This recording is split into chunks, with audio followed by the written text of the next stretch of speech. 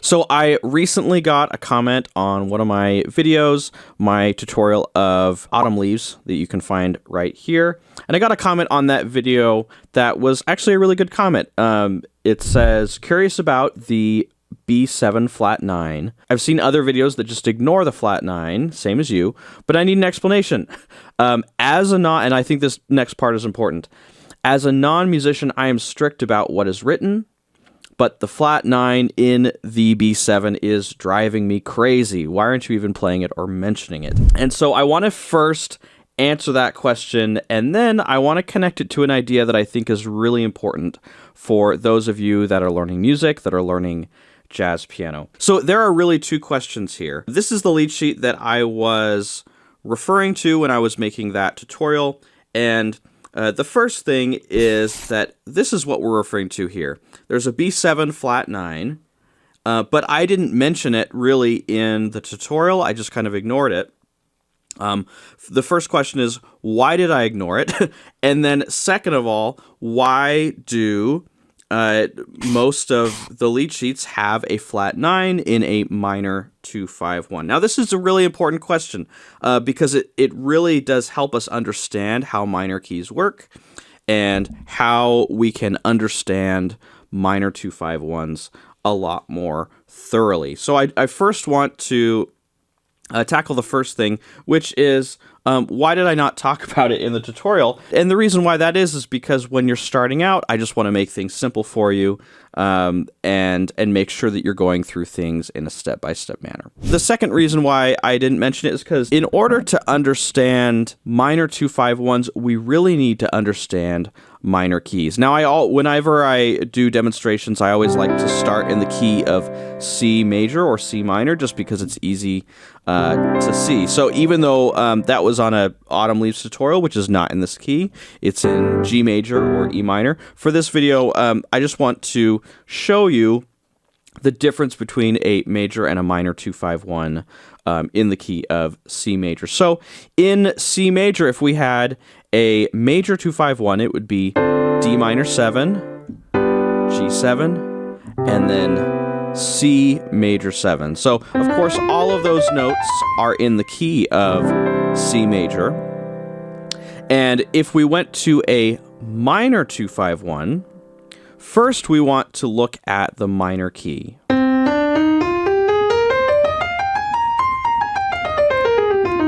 Now, this is natural minor, but usually when we are dealing with harmonies, we are going to use a type of minor that is called harmonic minor. Now, this gets a little bit more confusing, but all we need to do is raise that B flat to a B, and then we have our harmonic minor. So if we go through the chords here for the minor 2-5-1, we have a D half diminished. Notice that before we had a D minor 7, and now that we're in minor, this A is now an A flat, and notice how it has this darker sound. It definitely makes us feel like we're in minor. And then we have our 5 chord, which for right now, I'm just playing as a G7, normal G7. And then we go down to a C minor major 7. Sometimes we play a C minor 6.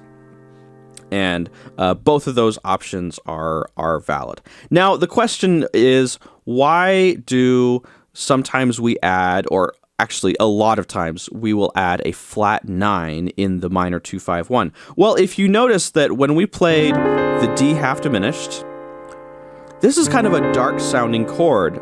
What happens when I switch to a normal G7 is it sounds a little plain. It almost feels like I'm back in major.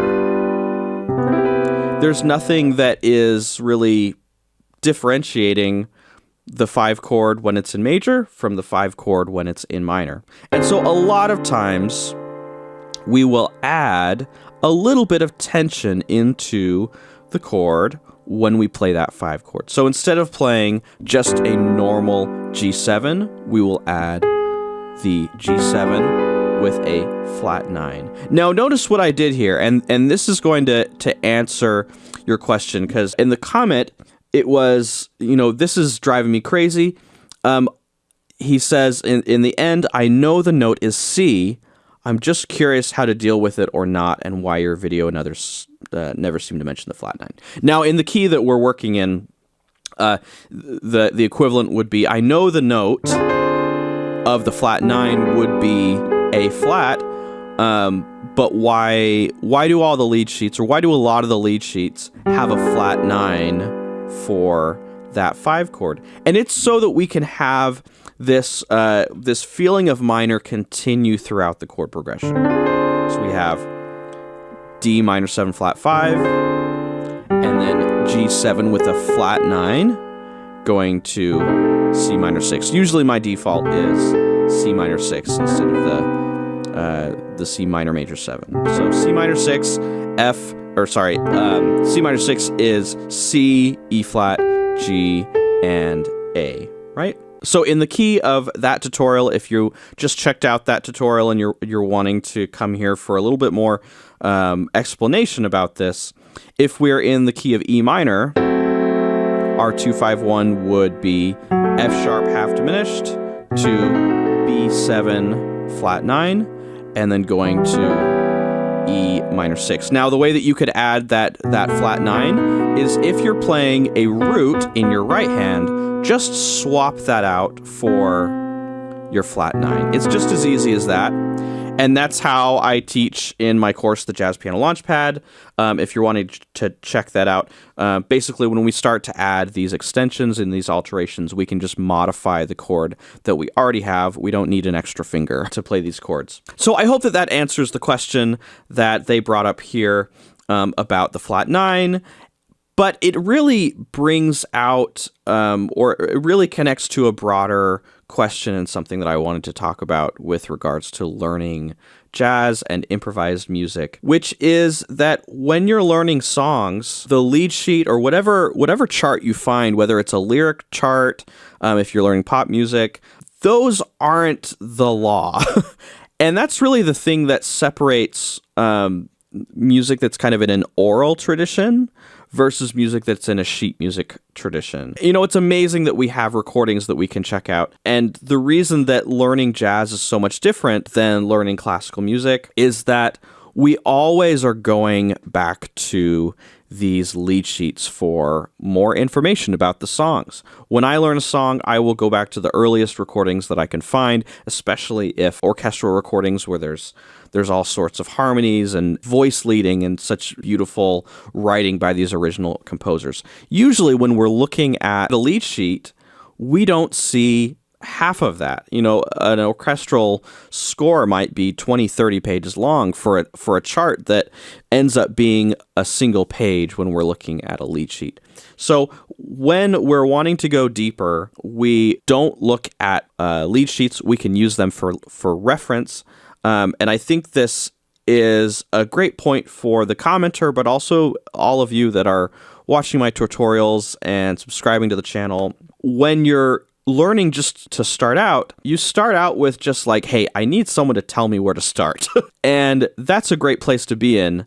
But there does come a point where you want to start exploring on your own. There are kind of two mindsets that you can think about when you're learning jazz piano. The first is, I'm going to learn all the information and I'm going to learn all the rules, and maybe I'm going to learn some tips and tricks that will help me get to a really cool sounding playing. I'm going to go for that first. And there's actually nothing wrong with that. That's just a particular stage where you're in your learning. And then there's going one step further and trying to understand why things work. Now, this 251 was a great example. It's a great example of something that is found on the page, on a lead sheet. But once you understand the foundation behind it, why the minor key is different than the major key and why that affects the chords that are usually played in minor. Once you actually understand that, it can open up this whole new world of possibility. So really, it's like you're peeling an onion. The first layer is just maybe a very basic understanding of chords and being able to play them off of a lead sheet.